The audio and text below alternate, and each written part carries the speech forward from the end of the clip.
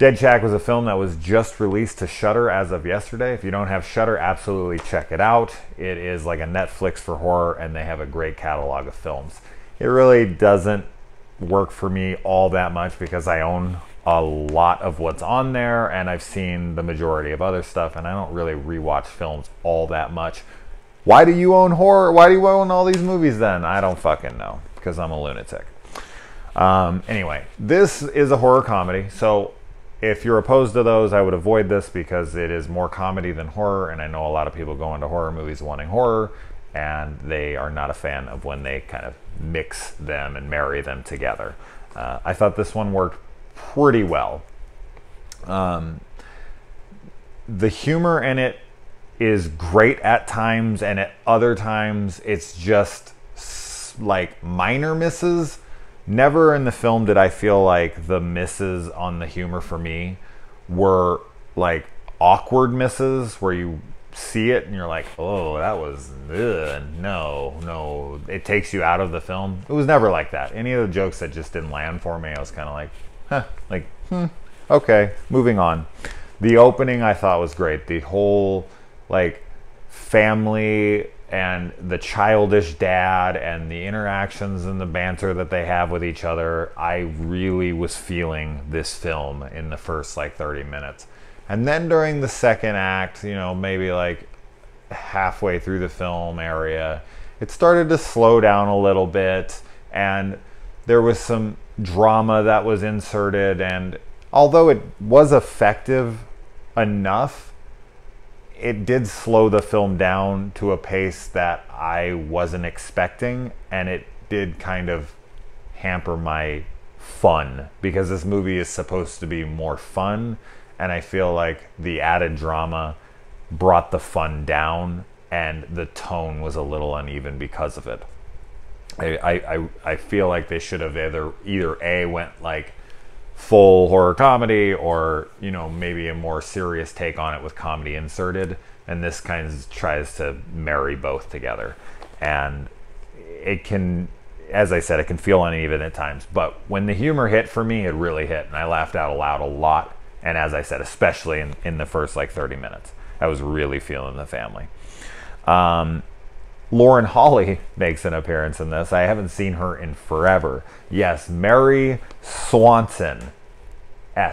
Samsonite. I knew it started with an S. Yeah, I haven't seen this chick in forever and ever and ever. Not since like Turbulence, man. I don't know what the hell happened to her, but she just disappeared off the face of the planet. But here she is again.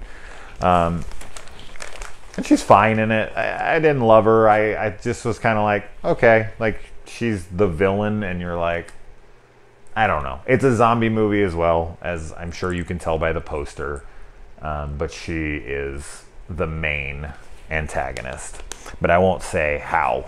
The movie looks really good, and I liked a lot of the shot selections. I thought that there was really some cool artistic takes on things. At times, it's not overly artistic or anything, but there was just moments where I was like, oh, that was cool. That was a cool little shot and whatnot. So at least they were trying there.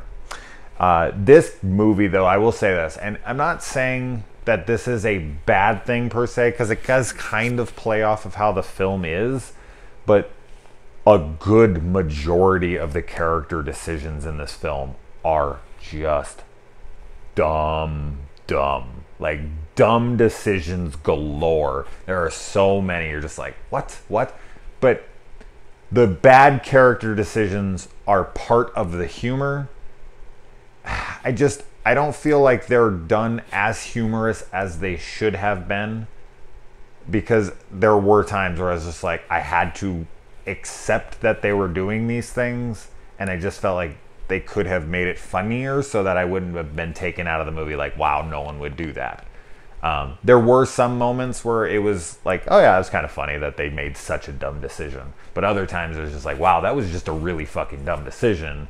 And I'm not laughing, I'm just kind of annoyed with the characters at the moment. So, I don't know, those moments took me out of it sometimes. And another thing that happens here, I guess it's a minor, tiny little spoiler-ish kind of thing, but not really. One thing that I always want to see in zombie movies, and it is such a rarity, I see it so seldomly. And when I saw it here, I was so excited.